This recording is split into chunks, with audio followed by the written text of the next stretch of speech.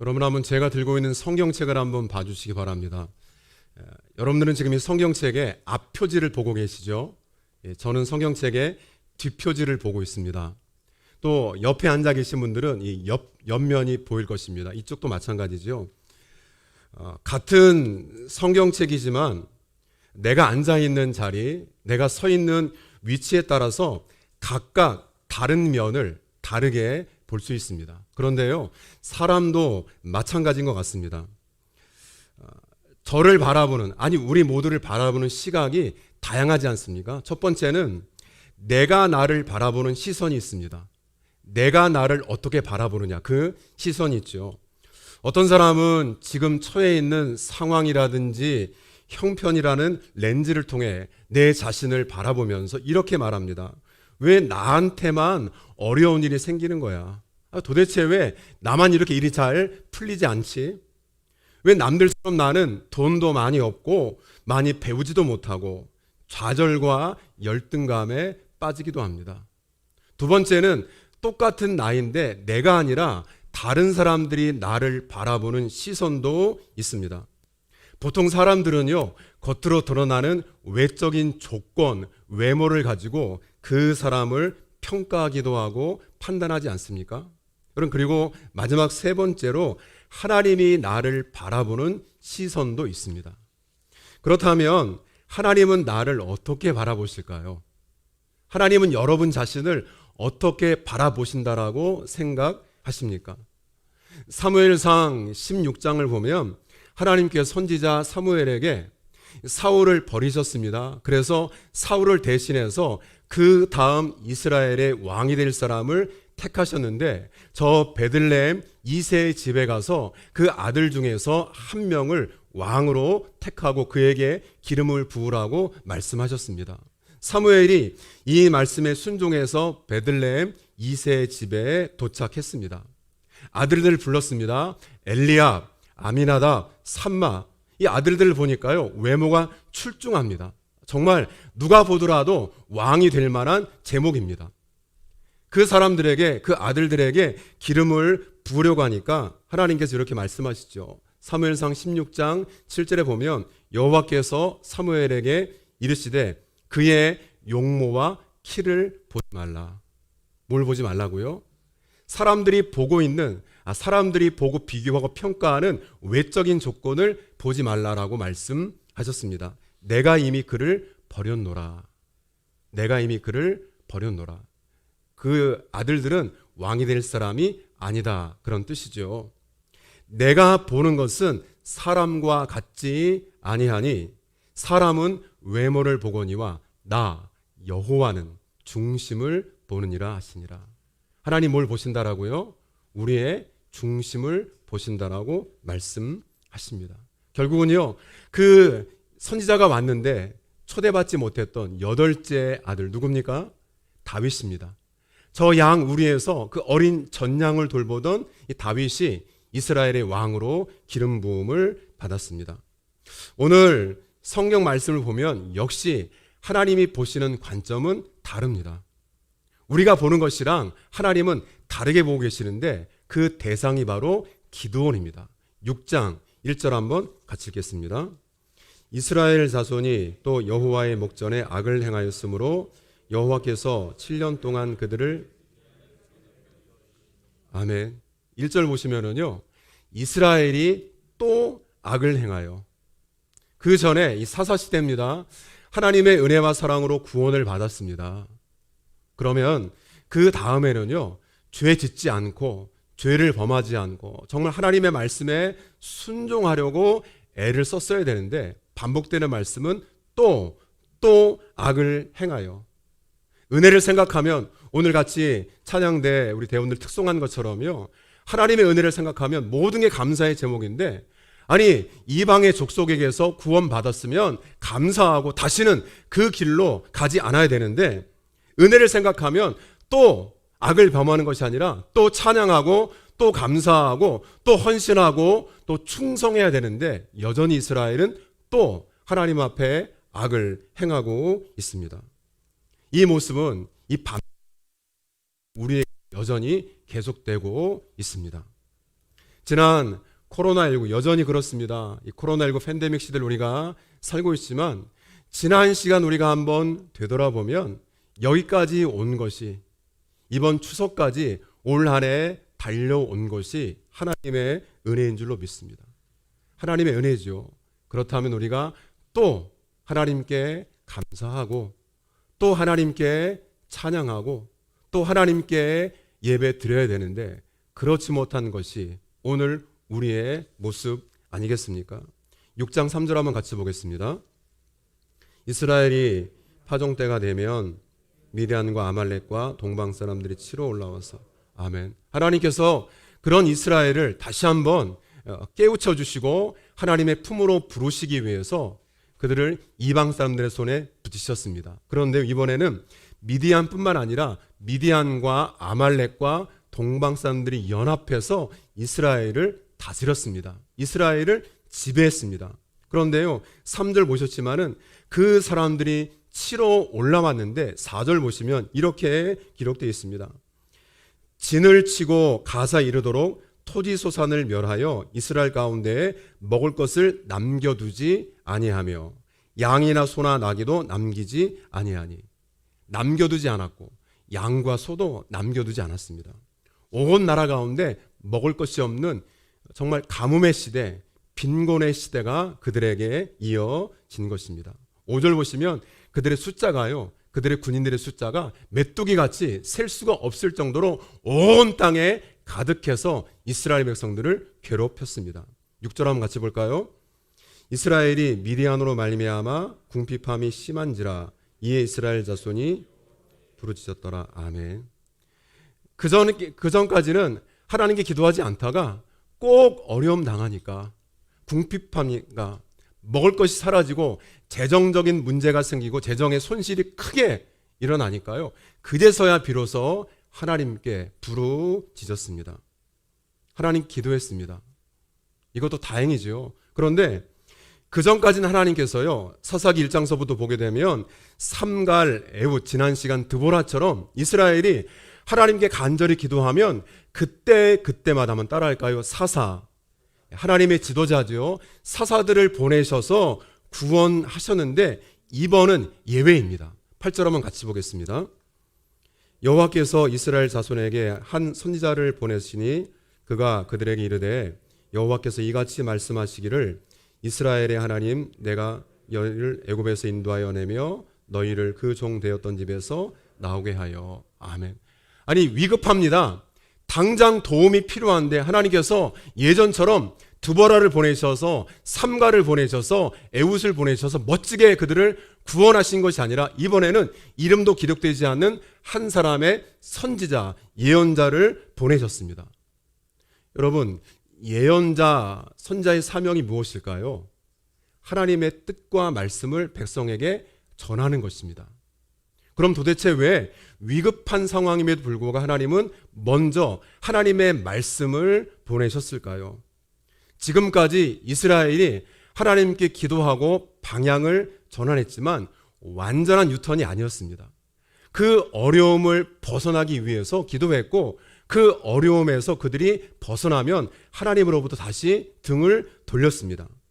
상황이 급하니까, 위급하니까 기도했지 실제 그들의 신앙생활이 평상시에 이어지지 않았습니다. 하나님 그래서 이번에는 그들에게 말씀을 통해서 깨닫게 하시려고 도움을 주시기 이전에 말씀을 보내셔서 너희들의 죄악이 무엇이고 왜 지금 어려움을 당하고 있는지 구체적으로 선지자, 하나님의 사람을 보내셔서 말씀하고 계십니다. 책망하고 주님께로 돌이키라, 진정한 회개를 요구하시는데요. 이것을 통해 알 수 있는 것은 하나님은 도움을 주시기 전에 먼저 관계 회복을 원하십니다.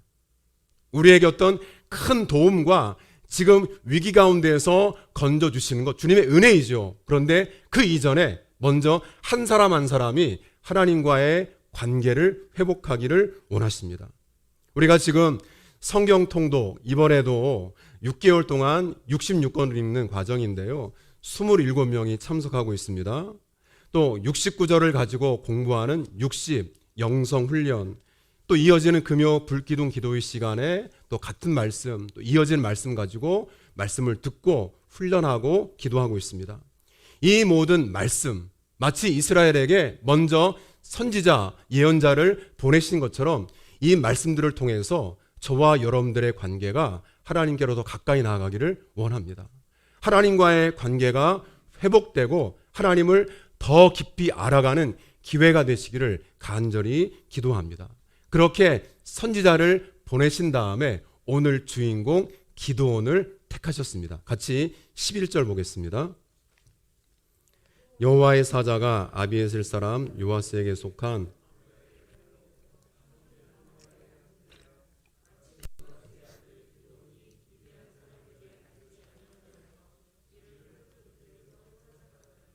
아멘. 하나님의 사자가 기드온을 부르셨습니다. 그런데 기드온을 만난 장소가 어디입니까? 기드온이 지금 뭐 하고 있었죠? 11절 끝에 보시면 미디안 사람들에게 들키지 않으려고 포도주 틀에서 밀을 타작하고 있었습니다.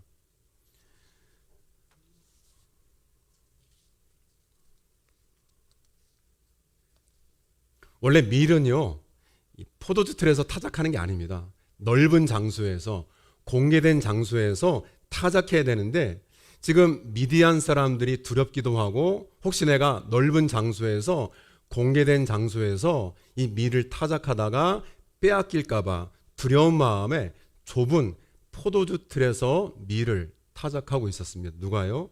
기드온이 그렇게 하고 있었습니다.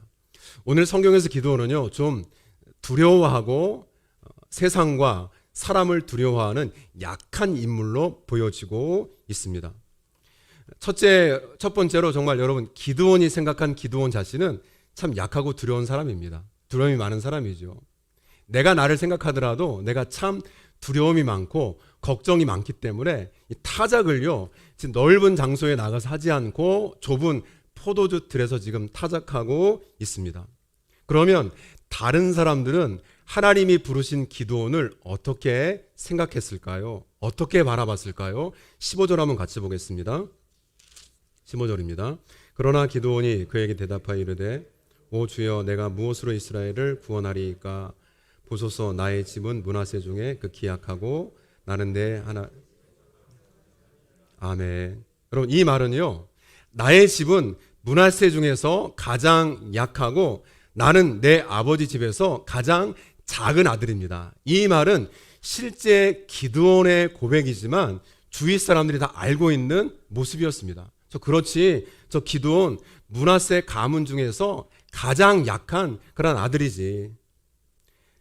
므낫세 지파 중에서 가장 약하고 힘이 없고 땅도 적고 가진 것도 없는 그런 약한 가문인데 그 가문 중에 가장 작은 아들이야. 길을 갈 때마다, 만날 때마다 그런 생각을 하면서 기드온을 아래 위로 훑어보았습니다. 오늘로 말하면 흙수저, 좀 아무것도 없는 약한 사람이죠. 그러다 보니까 그 사람들의 말을 들을 때마다, 그렇게 비교될 때마다 기드온이 열등감에 빠지지 않았을까요? 그것이 기드온이 자신을 생각했던 모습, 다른 사람이 기드온을 생각했던 그러한 시선, 관점이었습니다. 그렇다면 하나님도 똑같이 기드온을 하늘 위에서 보니까요, 좀 대범하게 뺏기더라도 넓은 장소에서 그냥 밀을 타작하지, 숨은 작은 공간에 가서 숨어서 어떻게 저렇게 포도주 틀에서 밀을 타작해. 아이고, 저 녀석 안 되겠네. 그래, 역시 사람들한테 저런 말 듣고 비교당하고 좌절감, 열등감에 빠지는 기드온이야. 그렇게 하나님께서 기드온을 평가하셨을까요? 절대 그렇지 않습니다. 기드온 자신은 내 자신에 대해서 두려움이 많고 걱정이 많고, 다른 사람들은 주변 지파들이랑 사람들이랑 비교하면서 저 사람 흙수저야, 가진 것이 없어, 가장 약한 가문이고 그 가문 가운데 가장 작은 아들이야 라고 평가하고 비교했지만 하나님은 이렇게 말씀하십니다. 큰 용사요. 어떤 사람이라고요? 강한 사람이라고 말씀하십니다. 12절 같이 보겠습니다. 12절. 여호와의 사자가 기드온에게 나타나 이르되 큰 용사여 여호와 너와 함께 계시도다. 아멘. 아멘. 여러분, 이런 사람이 큰 용사입니까? 여러분이 보실 때 두려움도 많고 걱정도 많고 집안적으로나 그의 뒷배경이 아무것도 없습니다. 근데 정말 이 사람이 큰 용사라고 우리가 같이 말할 수 있을까요? 그런데 하나님은요, 기드온이 생각하는 기드온 그렇게 보지 않습니다. 사람들이 평가하는 기드온 그렇게 바라보지 않으십니다. 하나님은 그런 기드온을 큰 용사, 강한 용사라고 말씀하십니다. 그 이유가 뭘까요? 하나님이 함께 계시기 때문입니다. 사람들의 눈을 피해 타작하는 그 장소도 좁은 곳으로 옮기고 집안 배경도 가장 약한 가문이지만 하나님이 너와 함께 계시기 때문에 너는 큰 용사가 될 수 있다는 것이 하나님의 사자의 선포입니다. 다른 조건 없습니다. 하나님이 너와 함께 계시면 큰 용사가 될 수 있습니다. 결국 우리 인생의 문제는요, 우리가 하나님이 우리와 함께 계시는가 그렇지 않느냐의 문제입니다. 하나님이 우리와 함께 계시면 큰 용사입니다. 그렇지 않으면 내가 아무리 내가 큰 가문 소속이고 금수저라 할지라도요, 큰 용사 될 수 없습니다. 하나님이 항상 나와 함께 계심을 여러분들이 고려하고 그 하나님을 의지하신다면 지금처럼 거칠고 힘든 세상이지만 우리가 하나님을 의지할 수 있기 때문에 결코 약한 사람 되지 않습니다. 우리의 의지의 대상이 하나님이시기 때문에 약한 사람이 되지 않습니다. 그러므로 여러분, 정말 이 시대 가운데 우리가 중요한 것은 내가 하나님의 편에 서 있는가라는 것입니다.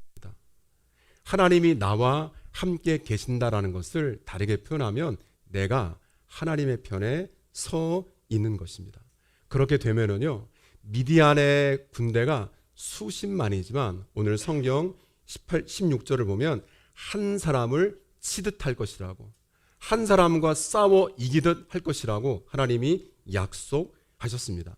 그렇게 약속하신 다음에 기드온에게 한 가지 표적을 주시는데 우리 같이 6장 19절서부터 21절 같이 읽겠습니다. 6장 19절서부터 21절 같이 읽죠. 기드온이 가서 염소 새끼 하나를 준비하고 가루 한 랩하고 무교병을 만들고 고기를 소쿠리에 담고 국을 양푼에 담아 나무 아래 그 애를 가져가다가 들이매 여호와의 사자가 그에게 이르되 고기와 무교병을 가져다가 그 바위 위에 놓고 국을 부으라 하니 기드온이 그대로 하니라. 여호와의 사자가 손을 잡은 지팡이 끝을 내밀어 고기와 무교병이 되니 불이 바위 위에서 나와 고기와 무교병을 살랐고, 아멘. 무교병은 떡입니다. 떡이랑 고기를 가져와서 그것을 바위 위에 놓고 국을 부으라. 그러면은요, 그 떡과 고기가 어떻게 될까요? 적게 되지요. 불이 쉽게 붙지 않습니다. 그런데 21절 보시면 하나님의 사자가 손에 잡은 지팡이의 끝을 내밀어 고기와 무교병에 대니까 불이 어디에서 나와서요? 바위에서 나와서 이것을 살랐다라고 성경이 적고 있습니다. 그렇게 하나님의 편에 서기로 한 사람에게 하나님이 함께 하시는 증거를 보여주시는데요. 하나님의 사인을 확인한 다음에 24절 보시면 기드온은 단을 쌓고 예배를 드리고 그것을 한번 따라합니다. 여호와 샬롬. 여호와 샬롬이라고 말합니다. 여러분, 여호와 샬롬 찬양도 많이 하시고 이게 구약시대 이스라엘 백성들의 인사인데요. 우리 여호와 샬롬, 이 말은 평안, 평강인데요. 우리에게 평안과 평강이 있기 위해서는 하나님이 함께 하실 때 가능합니다. 내가 소유가 많아서요, 걱정이 없어서요, 아닙니다. 하나님이 나와 함께 하실 때 누릴 수 있는 복이 평안이고 평강입니다. 기도는 지금 이 복을 누리면서 새롭게 하나님의 사람으로 출발하고 있습니다. 두 번째요, 하나님은 기드온을 준비시키셨고 준비될 때까지 기다리시는 것을 볼 수 있습니다. 6장 25절 한번 같이 보겠습니다. 6장 25절. 그날 밤에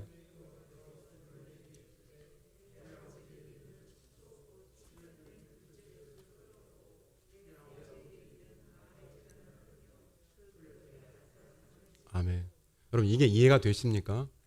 이스라엘 백성입니다. 하나님의 자녀인데요. 그 집 안에 뭐가 있습니까? 바알과 아세라상이 있습니다. 오늘로 말하면은 우리 집안에 그러한 우상이 지금 떡하니 자리를 잡고 있는 것입니다. 그러면서 하나님의 사람이라고, 그러면서 하나님의 백성이라고 말할 수 있습니까? 하나님은 기드온을 내가 너와 함께하기 때문에 큰 용사가 될 것이다 라고 확신을 주신 다음에, 그리고 사인도 주신 다음에요, 해야 될 일, 하나님의 사람으로서 첫 번째 해야 될 준비를 버릴 것이라고 말씀하십니다. 여러분, 이게 남의 이야기가 아닙니다. 눈에 보이는 것만이 우상일까요? 우리 마음 가운데, 우리 가정 가운데요, 우리의 삶의 터전 가운데 여러분, 하나님과 비교될 대상은 아무것도 없습니다. 십자가의 은혜랑 여러분 바꿀 만한 게 뭐가 있습니까? 아무것도 없지요. 비교 대상이 아닙니다. 여러분, 예배, 기도, 직분, 목사의 직분뿐만 아니라 하나님이 맡기신 모든 성도의 직분은 가장 귀한 것입니다. 내가 그 일을 통해서 어떻게 내가요, 사람이, 연약한 내가 하나님의 일에 동참할 수가 있을까요? 이건 큰 영광입니다. 그런데 우리는 그 모든 것을 너무나 하찮게 아무것도 아닌 것처럼, 마치 이 므낫세의 지파, 기드온의 아버지, 기드온의 집안에요, 집 중앙에, 집안에 아세라 그리고 바알신이 있었던 것처럼, 그렇게 우리가 오늘도 겉으로는 크리스찬, 하나님의 사람이라고 이름표를 달고 다니면서 그렇게 살고 있는 것이 오늘 이 시대의 현 주소입니다. 하나님께서 그걸 어떻게 하라 그러세요?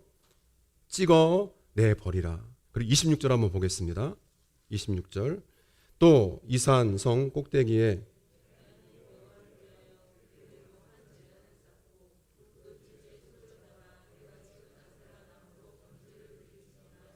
아멘. 그 다음에 뭘 드려요? 예배를 드리는데, 여러분 잘 보세요. 예배를 어디서 드립니까? 26절 앞에 보시면 산성 꼭대기에서. 여러분, 산 높은 곳은 사람들이 다 보이는 곳입니다. 더 이상은 내가 예배 잘하는 것을, 내가 하나님 믿는 사람인 것을 숨기지 말고 산 높은 곳에서 예배를 드릴 때 모든 사람들이 저 사람 지금 예배 드리는구나.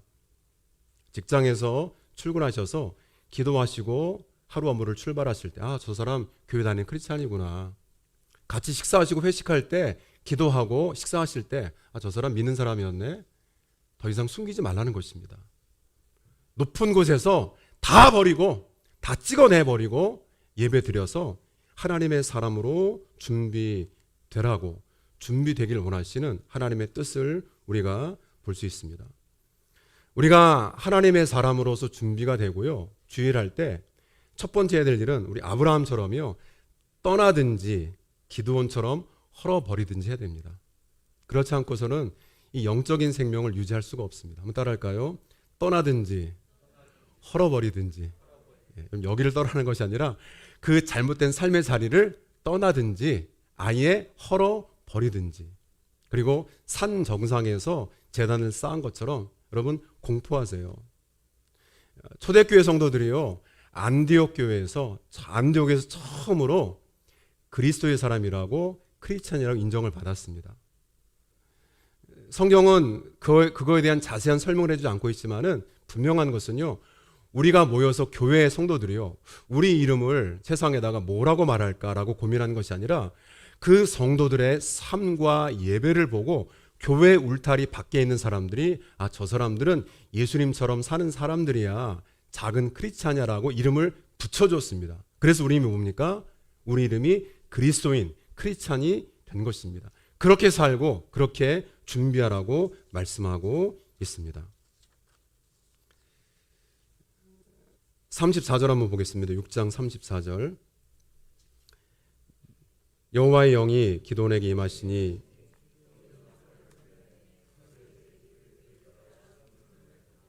아멘. 그제서야 하나님께서 성령으로 충만하게 하시고 이제 그를 지도자로 세우셔서 이스라엘을 구원하는 그 일을 하게 하시는데요.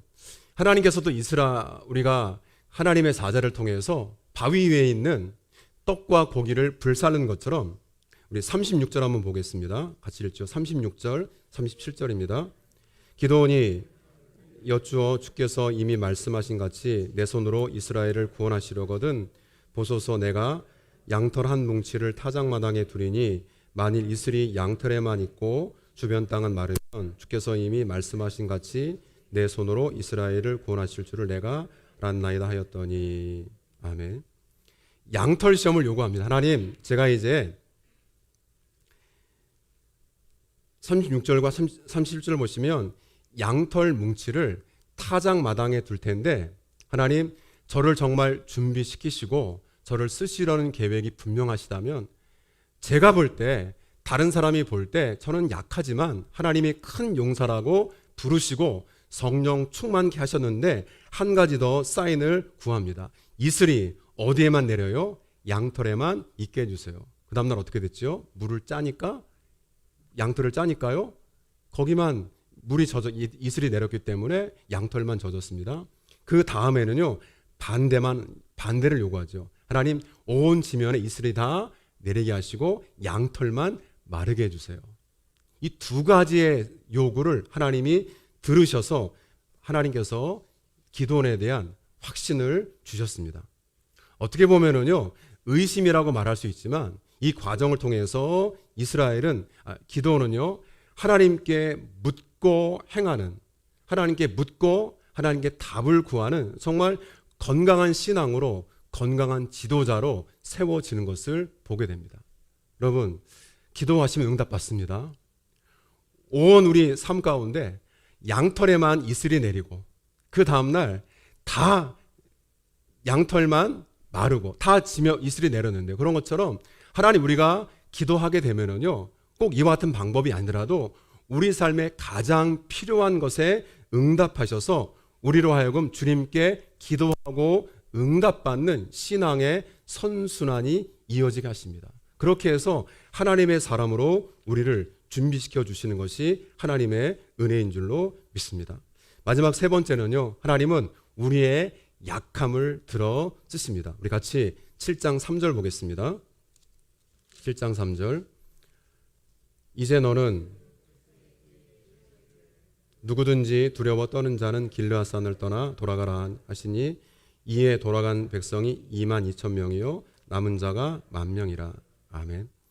이스라엘이 이제 미디안 연합군이랑 싸우기 위해서 군대를 모았는데요. 여러분 6장, 7장 초반부를 보시면 3만 2천 명이 모였습니다. 굉장히 많은 숫자죠. 그런데 미디안 연합군은 13만 5천 명. 4배가 됩니다. 그러면은요, 비록 숫자적인 열세이지만 정말 죽기를 각오하고 싸운다면 1대4 정도는 좀 이길 수 있을 가능성이 있지 않을까요? 맞서 싸울 좀 그 용기가 나지 않겠습니까? 그런데 하나님 뜻밖의 말씀을 하십니다. 너무 많다라는 것입니다.